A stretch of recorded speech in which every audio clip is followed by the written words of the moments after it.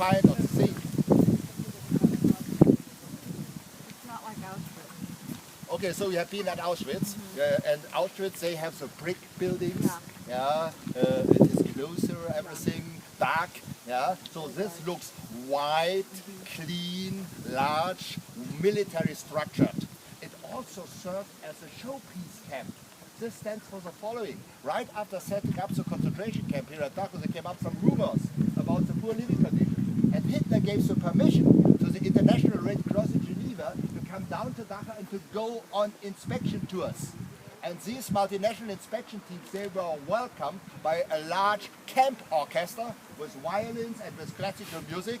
Yeah? And the focus of these guided tours was on the excellent medical treatment and on the excellent food. No chance to talk to the prisoners, and at the very, very end, the Western politicians, they got a report in that way. It is a well-organized German jail for work-shy and for criminals. So they have tricked, they have cheapened the world.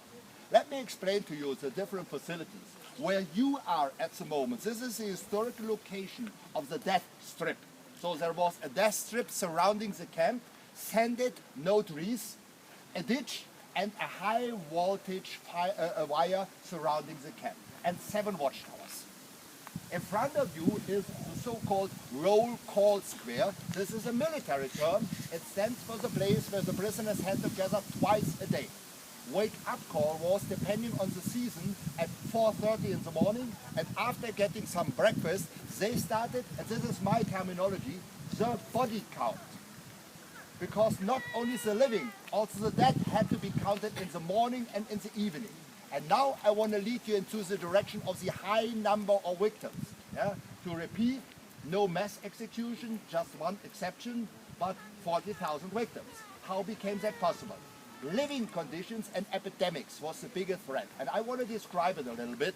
In front of you on the left-hand side is a reconstructed barrack or block, originally set up to host 206 prisoners under more or less simple military circumstances.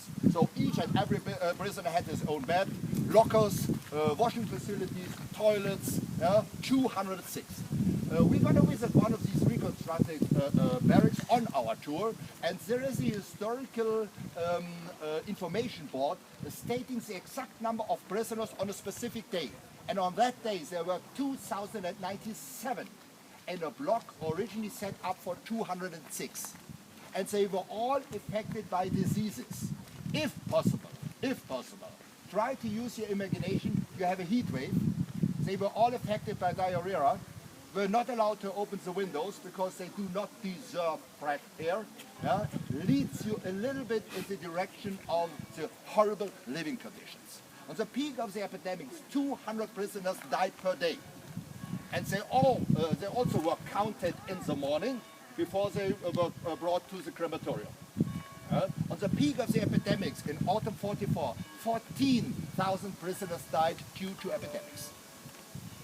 But we will talk about in a more detailed way about the living conditions on our tour.